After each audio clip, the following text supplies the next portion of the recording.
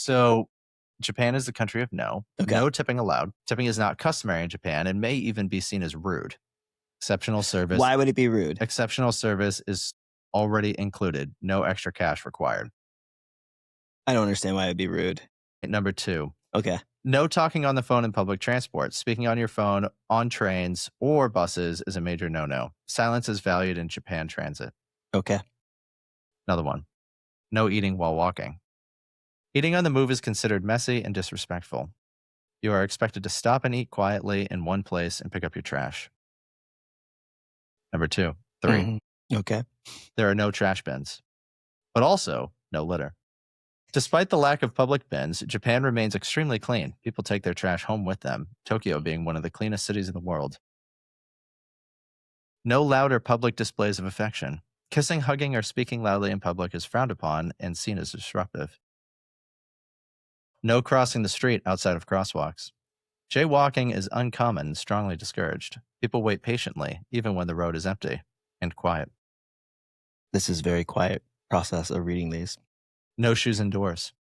In homes, traditional inns, temples, and even some of the best restaurants, shoes must be removed at the entrance to avoid bringing dirt and mud inside.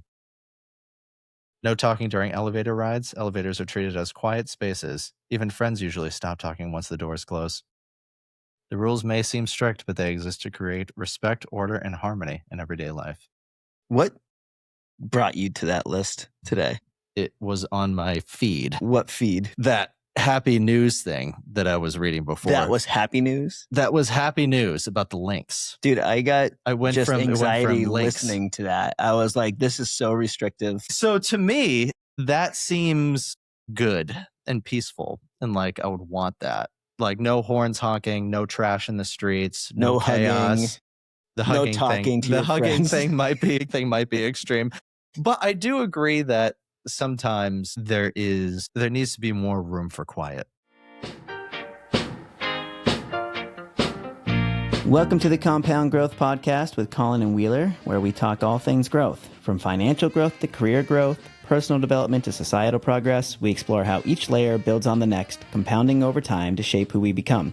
Each week, we break down complex ideas and emerging trends into clear, actionable insights. Because growth isn't just about numbers, it's about understanding the world and our place in it. The information in this material is for general information only, and is not intended to provide specific advice or recommendations for any individual. Investment advice offered through Integrated Partners, doing business as Ko-Fi Advisors LLC, a registered investment advisor. Integrated Partners does not provide legal, tax, mortgage, advice, or services. Please consult your legal tax advisor regarding your specific situation. Past performance is no guarantee of future results. All investing involves risk, including loss of principal. No strategy assures success or protects against loss. The economic forecasts set forth in this material may not develop as predicted, and there can be no guarantee that the strategies promoted will be successful.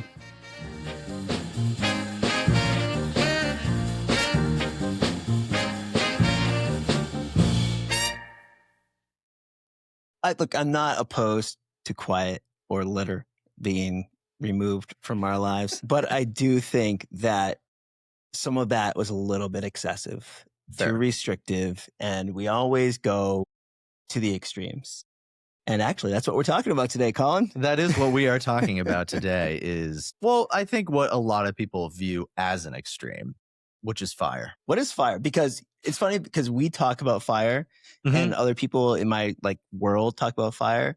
Yeah. But when you brought it up in a podcast episode, Jess was like, what's fire? And I'm like, oh, I guess this is not just commonly understood acronym. Yeah, I know. I forget that that's not a commonly understood thing because I think about it a lot. My friends and I talk about it sometimes as well. Yeah. And even a lot of our clients bring it up. So what FIRE actually is financially independent, retire early is what it stands for. So it's an acronym. And basically the whole thought process is you want to save as much as possible in theory, so that way you can retire early and either not work or have the choice to not work. There are different types of FIRE that we'll get into today, but that's the basic premises. So financial independence, retire early. Yeah. What I remember when we were younger, fire was nothing. This is a modern mechanism or creation that came about because of, I think, the realization or the wake-up call of the 2008 financial crisis that maybe people were living under a certain assumption that things were built for them or to be in their favor. Right. And when the financial crisis hit, the GFC, there was a lot of unrest, right? A lot of you saw what was that movement where Occupy Wall Street? Yeah, the Wall Right? Street. Yeah. Occupy Wall Street was a That was thing. crazy. I remember being in Boston, during those protests, and it was the first time I was in a city during protests. It was kind of weird. It was eerie, and it was just you'd hear sirens, and there was kind of like an atmospheric pressure brought about by the protests, and it's just a wake-up call that as we continue to talk about, the financial inequality in this country has gotten worse and worse and worse. And that was, I think, the wake-up call that we were on this path. And now, almost 2 decades later, it's just gotten worse. We had Occupy Wall Street, nothing changed. One guy went to jail from the Great Financial Crisis. Yeah, which is unbelievable.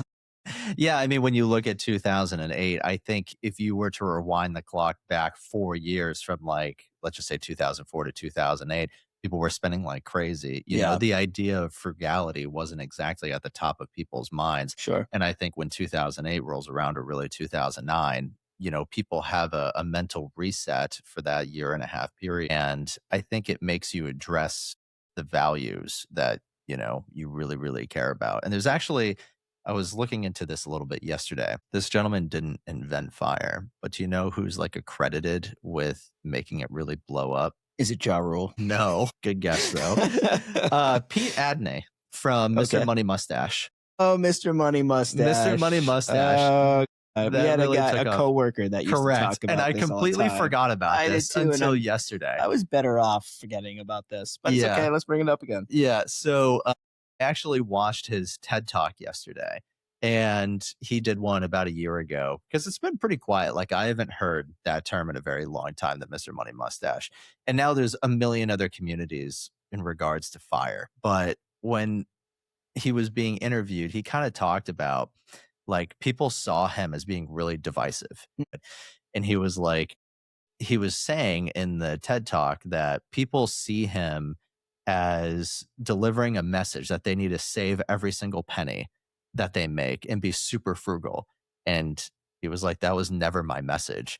And he was just like, my message was always, get to a point where you can choose whether or not you want to work.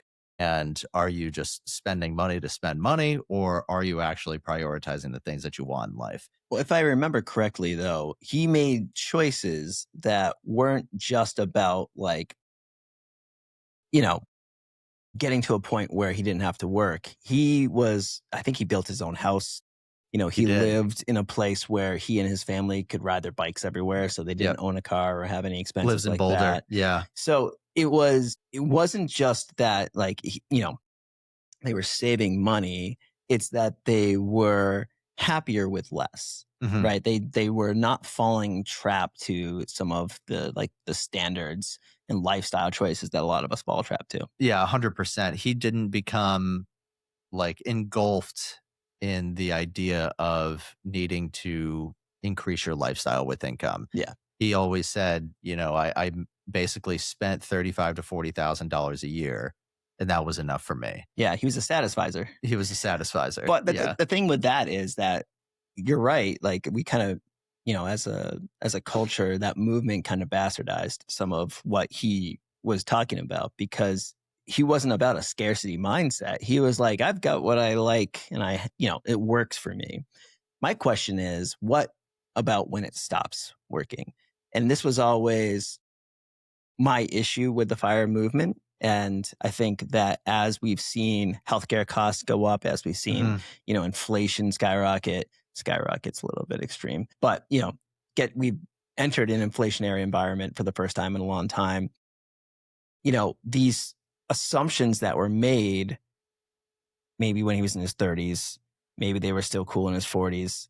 At some point, how does he pay for the healthcare that he really needs? And what about when his kids grow up and they decide that they're, I don't know, going to go to college in Vermont, and he's going to ride his bicycle there to see them. I feel like sometimes there are unanticipated costs that we put limits on our ability to meet. I get that. Well, I mean, I think the basic math around fire, like if you were to really break it down, it's if you are to take how much you spend each year. So you figure out the net amount after taxes. Let's just say you're spending $10,000 a month or whatever the number is. So you're spending $120,000 a year. You multiply that by 25, and then that's the amount you need. It's kind of like a blanket statement in general. You can get more granular with it, but Yeah. I think that's the general fire assumption. And there's also savings rates that are baked in there that if you are to save X amount, then you can retire in X amount of years. And to your point, and actually I have a few of them. Basically, I was going through the website with this and looking through the calculations, and it's saying that if you can save 30%, you can retire in 28 years. If you can save 50% of your income, you can retire in 17 years.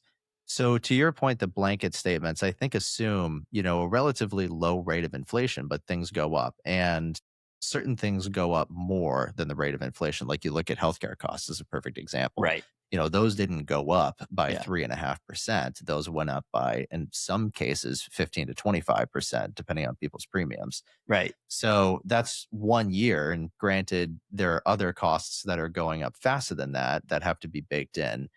I think the general assumption has to kind of work in some regards because this is also how we do retirement planning as well. Like we have a basic inflation assumption, we have basic withdrawal assumptions, but certainly things can change. Yeah, we have return assumptions too. Yep. And, we've seen higher than average market returns since the fire movement took off. So that's Right. kind of enabled this. And maybe people had more money than they anticipated, like a lot of retarees have found Mhm. themselves having. But yes, these are some of the same rules that apply to fundamental financial planning. The variability is way more extreme when you're talking about funding 50 years instead of 20 or 30 years, Totally. right? Yeah. I mean, to have period of time where you're assuming a blanket rate of return over a 20-year period, when in reality, most people spend, I'll say most, when they initially retire because they're doing things like travel and all that other stuff. Now, certainly you can have healthcare costs later on in life, but you're trying to cover yourself for a relatively short period of time versus if you were a pure fire person that's saying, I'm going to be done at 40, you could potentially have 60 years of having to float this stuff. Of unpredictability. And that's the limitation that I think people put on themselves. And they might it might be that they're budgeting, like when you do a renovation, you're like, I have 10% overage or whatever.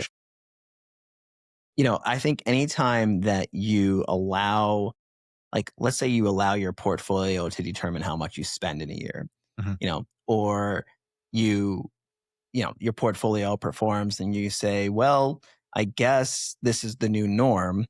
And then you get to a place where it doesn't perform. And I think some of the, like, the bucketing methodologies and things like that we put into place to ensure that there's consistency in spending isn't really a part of the design of what I've seen. There's, I think it's just like a standardized process that is supposed to always work. And I think there are limits to that. Yeah, I mean, there's massive subreddit communities. I think Fire is one of the biggest subreddit communities out there. There's like 1 million followers on it now. Uh, and then there's also Choice Fi, Mr. Money Mustache. There's a bunch of them out there. And I think the general message is probably pretty much the same across. Yeah. I haven't seen the bucketing method across them. I know that's like kind of a CFP type thing and more geared for retirement, but I don't know why it wouldn't be applicable in this particular case. I don't know how people are managing this for 60 years. Ultimately, if you could bucket it, you would need so many buckets in order to kind of accomplish this because you're basically factoring out by years, Right. you I mean, know, you'd have to, well, I suppose that you could just have, your bottom 3 buckets or whatever, and then leave the rest just for continue growth. to fund them. Yeah. Leave the rest for growth. Yeah, it is. I'll say that I have had a few clients actually do the fire thing and retire early and very early. In fact, Kaylee's brother and sister-in-law retired at 41 and were fully done. and they use a bucketing method, but they're a Barista FIRE, which we'll talk about Mm. later. But they use a bucketing method themselves, and I've talked to them about this as well. They live super frugally, and they just did not want the monotony of going into jobs that they didn't like, which I think is where a lot of this came from, was, to be honest, a lack of satisfaction in people's careers and jobs. Well, I think that's kind of like the bigger question is, why? Mhm. Why are we doing this? Is it because we realize that we can't rely on the financial system, so we try to escape from it? Is it because we're just unsatisfied with our lives and we latch on to an idea that could create like a little bit more intentionality, a little bit more purpose in what we're doing? Like, why did fire take hold? Why is it continuing to be appealing? Why do you think? I think that most people are generally satisfied with their job. From what I've seen and read online, it's well over half of the US population is relatively satisfied with their job. Uh, but there's a big difference between being satisfied with your job and being engaged with your job. Like, is it something you actually want to Right. do? Or are you just okay with going in and making the motions? You get along with the people you work with, and that's all good. To me, it's probably a combination of both a lack of trust in the system that either the US government's going to take care of you at the end of the day, or the financial markets are going to continue to keep up steam the way that they are, or it's a also kind of a, you want something more out of life than just going in and out of your work. And that's when I talk to most people. That's the reason why they're into So it. what are they doing? Let's say it's full fire, Okay. right? We're not Barista Fire. We're not Coastal Fire, Coast Fire. What are they doing with their time? I've never actually met anyone that's full fire. See, this is interesting to me.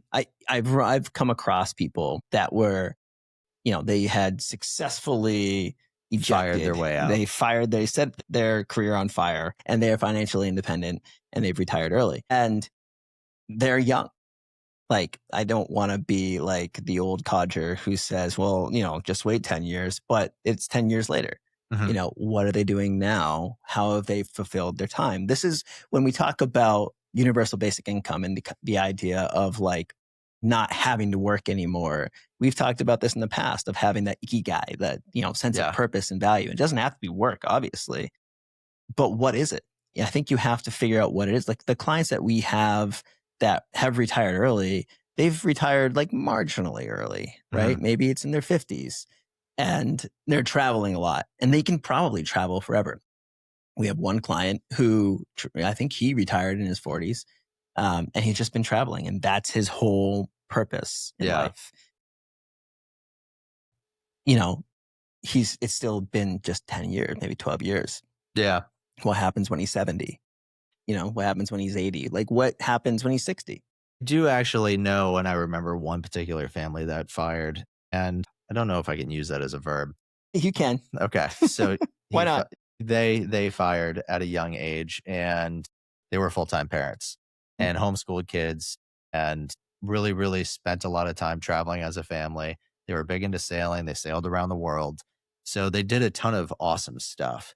Later on in life, they ended up starting a business, but it Okay. was like 10 or 12 years later. And then, now that I'm thinking about it, I know of a second family who were bankers out in Singapore, and they saved a ton of money and retired, came to the US, bought a house, and then they were financially independent for the first like 10 years of their kids' life.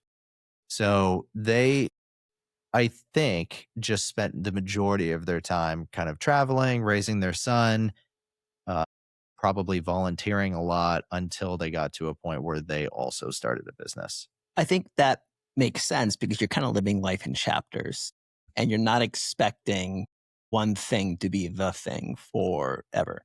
And I think Right. that makes more sense to me because when I see people living in chapters and, really engaging with the period of life that they're in, I generally see them, they appear to be more fulfilled, you know? Yeah, for sure. I think what in my mind is scary about the working world. We've all had corporate jobs here in this office. And when I graduated from college, I remember I went to work for a big bank as an analyst. And when I was doing that, I just sat back in my chair and I couldn't imagine myself going in and doing the same thing every day for 45 years. That thought made me super depressed. Mm, And if I was still there, I probably would have worked my butt off to fire myself out of that situation, yeah. because that to me would be a very unfulfilling life. Even though my job was fine, like I liked the people that I worked with. It was, a decent commute. I was doing work that was okay. It's just I would have wanted more out of life. And that's what would have brought me to fire, is the ability to get enough financial resources to retire, take a step back, and figure out another chapter. Yeah. I think though you're starting from a place of resources in that situation. If you find yourself with a college degree or an MBA and working in corporate America, you're further ahead financially, arguably, unless you're, deep in debt for Yeah, college not costs. It necessarily. could be. But I think that there is something that we have to be careful we don't fall into the trap of assuming this is possible for everybody, because fire is not something that fire comes from a place of privilege to a degree, right? If you find yourself like Mr. Money Mustache, where you are living in a community that has all of the resources available to you, that, you can ride your bikes to everything that you need. That's great. That's not the same experience for everybody in this country. Inflation is not the same experience for everybody in this country. We talk about home ownership and the cost of real estate and cost of renting being different in different places, cost of goods, Right. cost of even just utilities are different in different places. And then you have different, medical resources available to you. So I think that fire is something that if you're intentional about it and you're saying, I'm going to save every penny and I am going to reduce my spending and I'm going to live that way, you have to have pennies to save first. Yeah, I mean, most people listening to this podcast, I most likely have pennies to save. You Sure. know, But it's still at the same time, I post something on Substack where there was a guy talking about how the poverty level should be like $140,000. well, yeah, low income housing now in New Hampshire, I think you qualify under 120,000. Well, the national poverty level, I think, is like in the 30s, maybe. Yeah, So I mean, it's different by state, right. but But my point is, this was talking about getting benefits, right? mhm, Getting social benefits. And I said, it felt like this was a little bit of an attention grabbing number, right? To go from 38 or whatever it was to 140 is a pretty massive jump. it is. And you could probably assume that poverty, maybe we haven't, risen the level that we declare poverty at for a long time, but it could be like twice that, and that would still be progress. And the responses I received were like, you have no idea how hard it is out there. We are single income family. We make $140,000. I have 2 kids to raise. Right. Right. And it's everybody's experience is different. And that person who was responding with a family of 4 living off 140, wherever the heck they were living, didn't feel empowered enough to, right? But you would look at that and say, that's a pretty good income. And I'm sure. In San Francisco, though, not so much. Totally. Right. Yeah. But in Alabama, then maybe it would be. I guess if I'm Tim Ferriss and if I'm listening to this, Okay. so he talks about this in the 4-hour work week. There's always options. And for that particular person making 140 that is really struggling, and I'll probably get some heat for this, but I couldn't care less. He would say, move. Sure. He would say, if you're in a place where you can't figure out a way to get ahead, and if it's extremely difficult to meet your bills, to buy housing, to pay rent, and all of that, move to a place where your money's more valuable. Now, that would probably mean, depending on what you're doing, a job change, moving kids from school, and a complete change of your social circle as well. It would be a massive adjustment, but it's just honestly about priorities. His point would be not that you need to move, but if you were really prioritizing fire, or if you were really prioritizing these things, that there are options. In the same way Yeah. that when he sold his business, he moved to Indonesia, I think it was, or Thailand, because the dollar goes 10 to 12x further. And a lot of fire people are actually doing that, where they're moving to Bali now.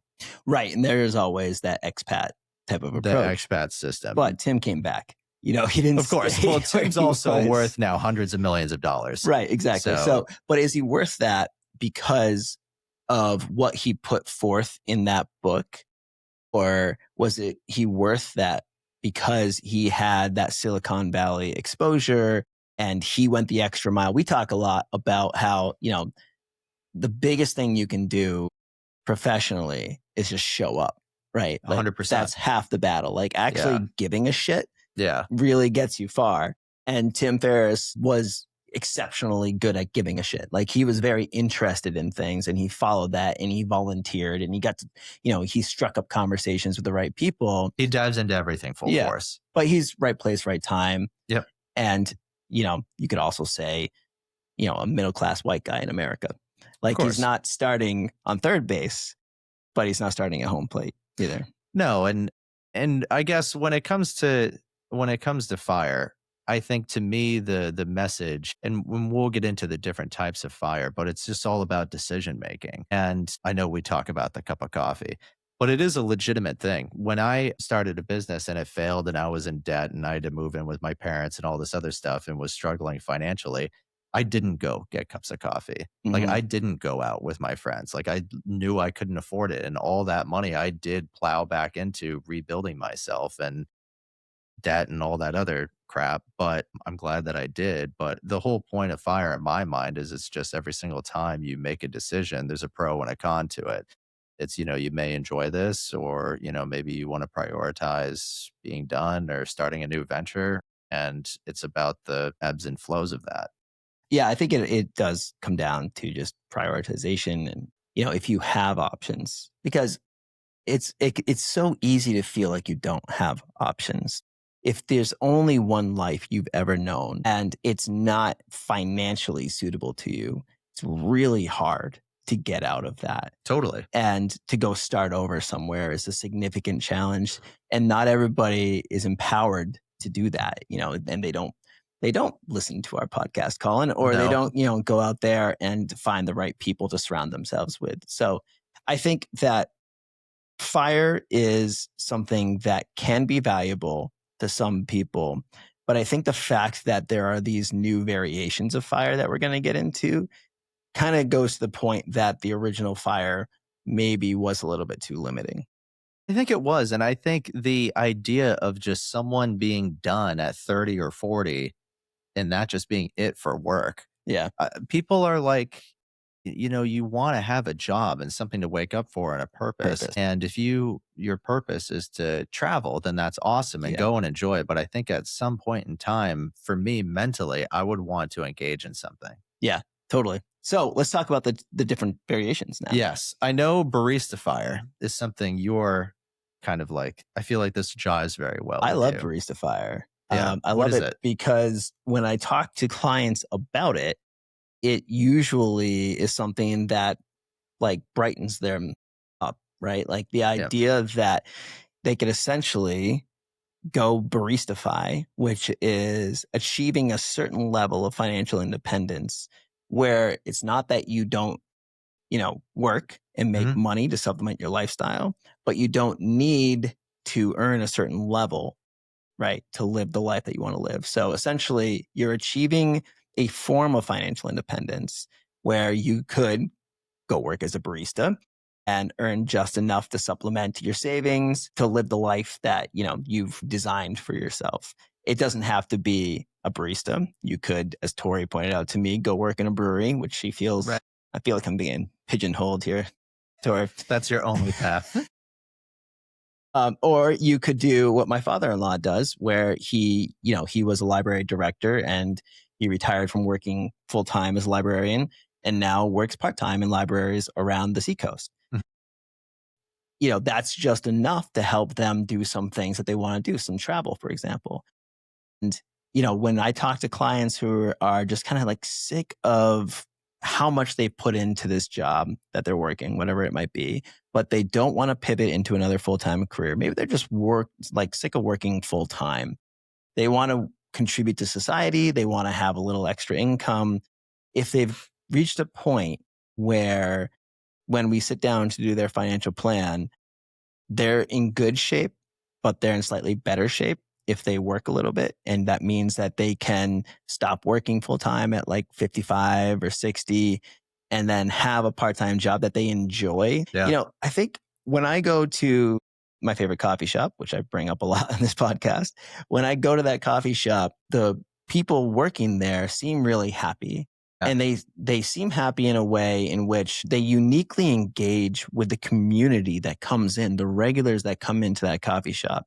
And we talk about another coffee shop in town here where we walk in and Everyone's miserable. It takes them 5 minutes to get over and talk to you. Yeah. They don't do anything but monotone, bang on a keyboard and then say, "I'll be right out." Someone asks you what size cortado you want. That's a red flag. That maybe means that you shouldn't be going to that particular place. Exactly. But when they say like, we have a special on espresso martinis, and you're like, "I'll have one." They're like, "Well, we're out." And they don't care. Or when you ask for one, they're like, ugh. Yeah. Like they have to walk over and do it. Yes. Well, why'd you ask? Right. Exactly. They've studied a lot of people who signed up a long time ago now, who've donated like their brains and their bodies to science. They've studied the impact they've looked for who had Alzheimer's, who didn't, for example. Having a healthy community and relationship with your society really does a lot for you. Yeah. And, if that can be where you make a little bit of money and you engage with people and you provide a service. I always think when we are providing a service to people and it's appreciated and you get paid for it, that's like a nirvana. It's a wonderful combination. I totally agree. There's like a famous Harvard study where they survey and track people from the beginning of their lives to their end of their lives. Yeah. And it's the only survey that has basically been around where it's tracked, I think now multiple generations of people. It was started back in like the 80s, and you probably, or maybe it was the early 1900s. It was the 1900s. And I feel like they tracked different levels of wealth. They track race. I think it was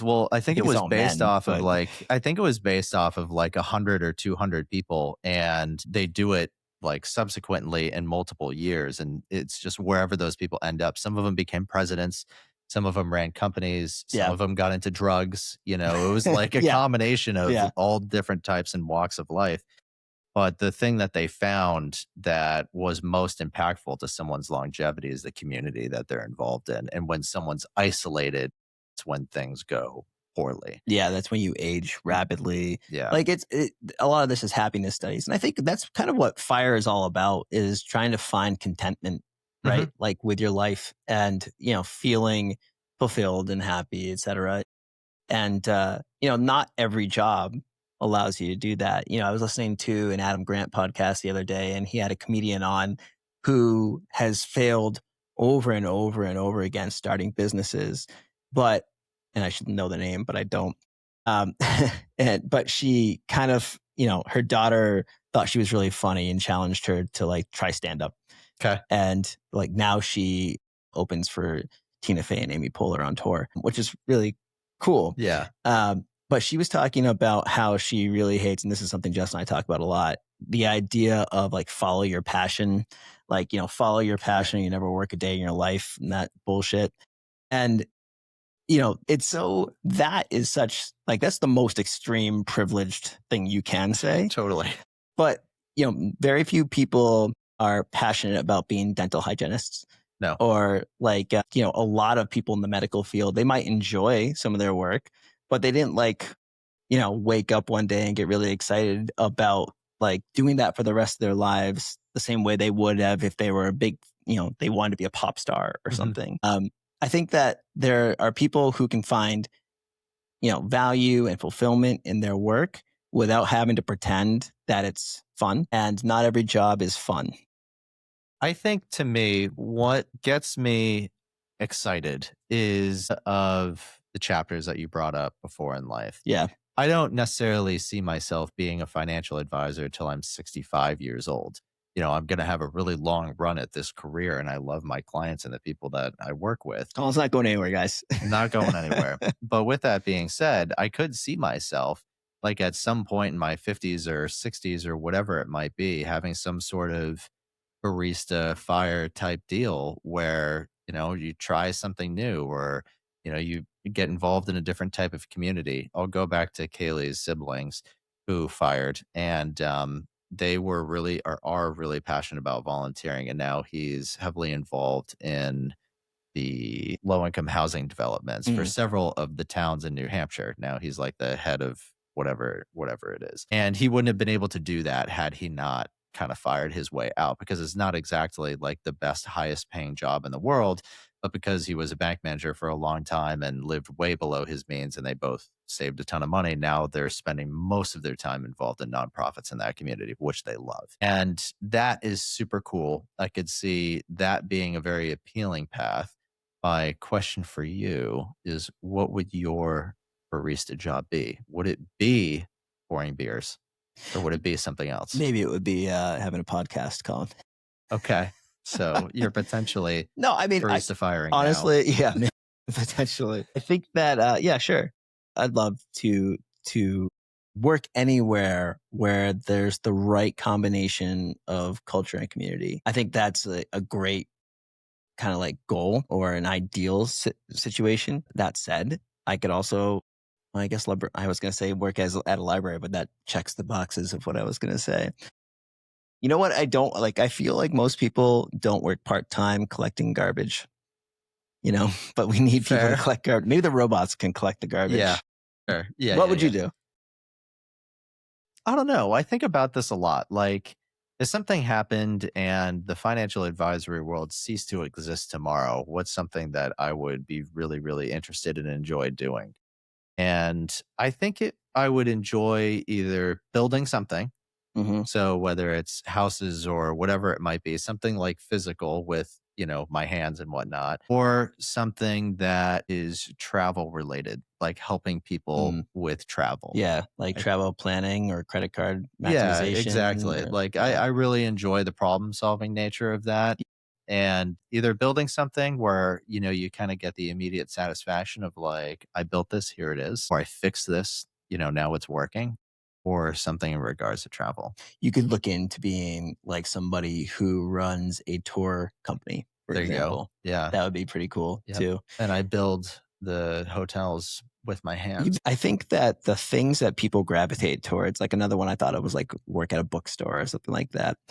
Whole Foods is another one. Oh, Whole Foods. That some clients Trader Joe's. Yeah. Everyone's so happy there. Yeah. I think that that's like an ideal situation. It still has a certain amount of dependence, right? You're not financially independent in that situation because for certain aspects of your lifestyle, you are dependent on that part-time work and part-time income. Should we talk about Coast Fire? I think we should, but just 1 second really quick on the Barista Fire. I think what's really important about not just Barista Fire, but the whole thing is the whole idea of lifestyle creep. And trying to avoid that. Yeah. Because like none of these things work if you are involved in lifestyle creep. And lifestyle creep, I don't know if everybody knows what that is, but it's basically the idea of the more money you make, the more money you spend. And as opposed to just saying to yourself, I'm happy with my existing lifestyle, going out as much as I do, or my existing car or house and all this kind of other stuff. Whenever someone makes more money, they tend to get a bigger house or a fancier car or bigger trips or whatever it might be. And the whole idea of, in my mind, Fire and the Barista Fire is, and we'll get into Coast Fire too, is just getting to the point where you're very happy with your lifestyle and sustaining it. So that way, as your income and things do grow, you can capture that excess. And I think that that's an important caveat to keep in mind for fire people that's out there. Yeah, I mean, I think if you're really into dedicating yourself to the fire movement, yeah, you have to avoid quote unquote lifestyle creep. But why do we have to, just like in and of itself, it's a negative connotation. Like it's creep. Yeah, creep. Like, how dare you be successful and spend more money on things that bring you joy. Don't do that. That's horrible. It's very limiting. I think the important caveat there is things that bring you joy. Well, is the nicer car going to bring you more joy? Yeah, maybe. Maybe it will. You know what I did today with my Rivian, Colin? What? I parked it in a snowbank. There were no parking spots, and I made one, and it was wonderful. And I said, I love this. I have to say, having heated seats is very, very nice. Yeah. So yes, there are certain things about having a nicer, whatever it may be, that might bring you more joy. Coast Fire, I feel like, creates room for more flexibility. It does. Less limitations. So the goal with Coast Fire is to achieve that number. So you do the fire math and you figure out, what you're going to need to live off of in the future, but then you still continue to work part-time. Maybe you really like full-time. Maybe you really like your job and you say, well, now I have the money set aside. I've filled that bucket and I can go travel the world, or I can spend more on that fancy car, or I can get a place in the mountains for my family, or I can volunteer more, give more to charity. There's a lot of things that you can do with your money when you decide or determine its excess. Mm-hmm. And when you reach a point where every dollar you earn isn't necessary anymore. Yeah. I think this one to me is the one that resonates the most personally. I think the full fire movement is something that sounds really, really great for someone that's probably unsatisfied with their job or unhappy in their current situation. And I'm all for it. Like, that's what you should do. In the same way that Barista FIRE sounds really awesome as well. And maybe that's great. But to me, Coast Fire is just the idea of having the mindset of choosing whether or not to work or not, and having the ability to just have the financial independence mentally, to me, is what I find most people wanting to achieve. I was just on with a client of ours that's a business owner that was telling me he wants to be able to retire in his mid 40s, but he was like, I doubt I will, but I just want to have the option. Yeah. Just so that way mentally, I know I'm good. You've achieved financial independence, and now you work because you want to work. I think that's the goal.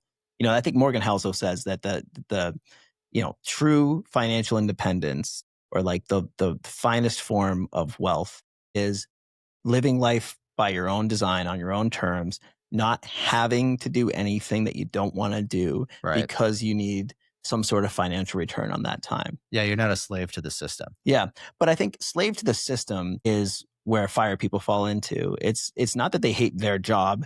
They hate jobs.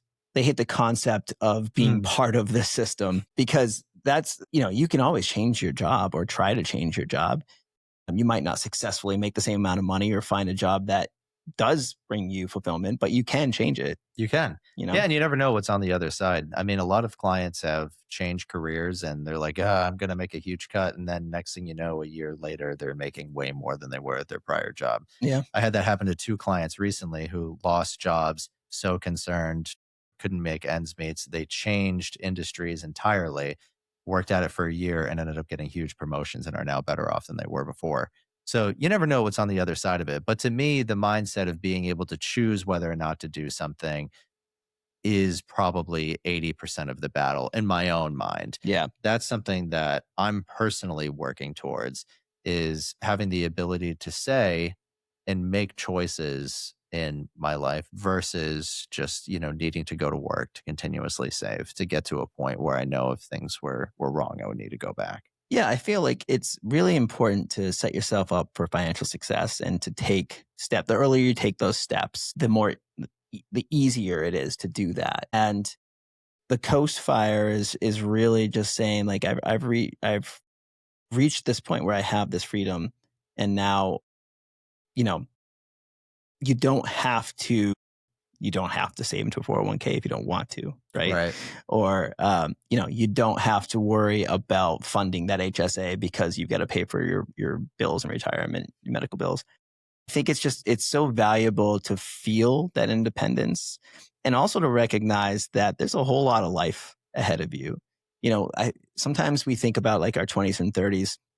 And, I think part of the fire movement was like, I feel like life is slipping away in my 30s, and I don't want to be a slave to the system for the rest of my life or whatever. You've barely been in the system. You don't even know what the system is fully yet, because our perspective changes along the way. And we have to leave room and flexibility for that perspective to change. You can't do that if you just decide something in your 30s and say, that's it. It's really difficult in general, just starting a career and having to deal with that mentally because it's such like a massive change to your own lifestyle. I remember coming out of college and then going into a career and just, having to be somewhere all the time and having these responsibilities. And at the time I was working 8 to 7 and just being, kind of miserable. And it's difficult to not feel that way Yeah. when that's your reality, which is the reality, I think, for a lot of people, Yeah. especially in the beginning phases when you're paying your dues. Yeah. But I feel like when you're in your early 20s, that's probably one of the toughest Yeah. I points mean, in terms of your career.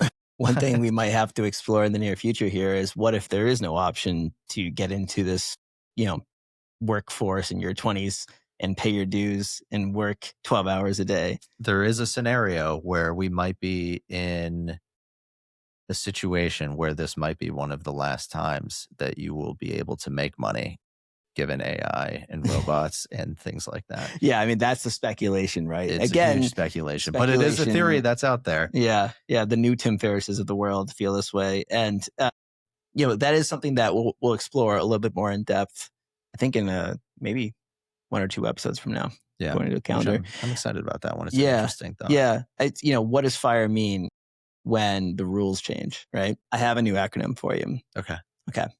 It's LIFE. Okay. LIFE.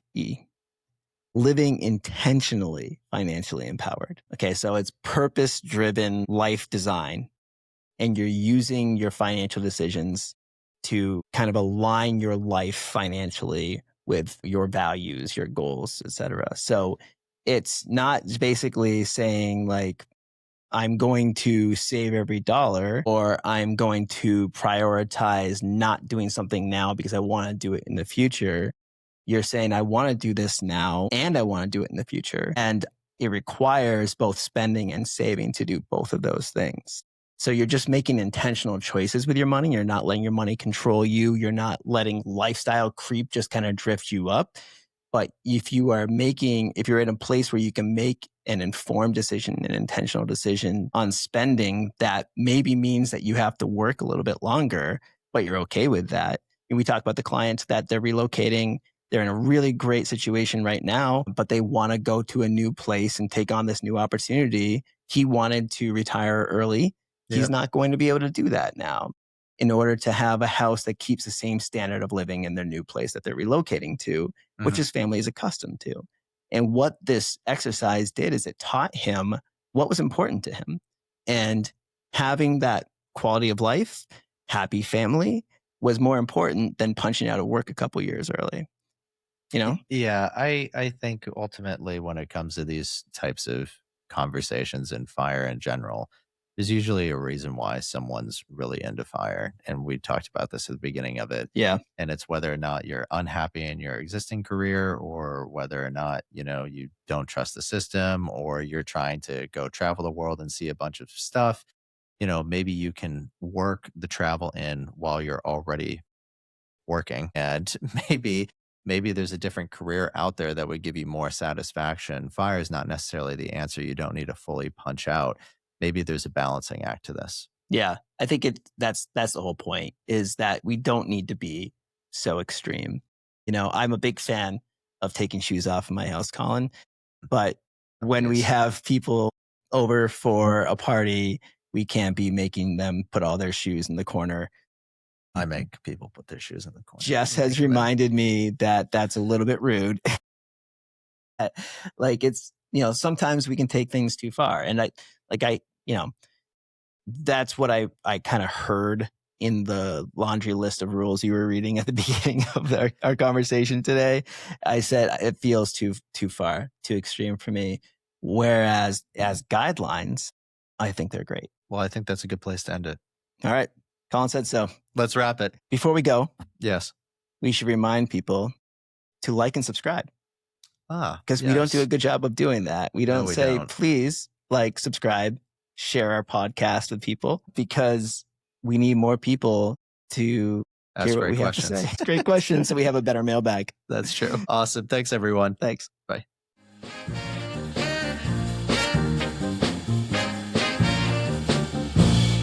Compound Growth with Wheeler and Colin, sponsored by Ko-Fi Advisors. Reach out today. Yay!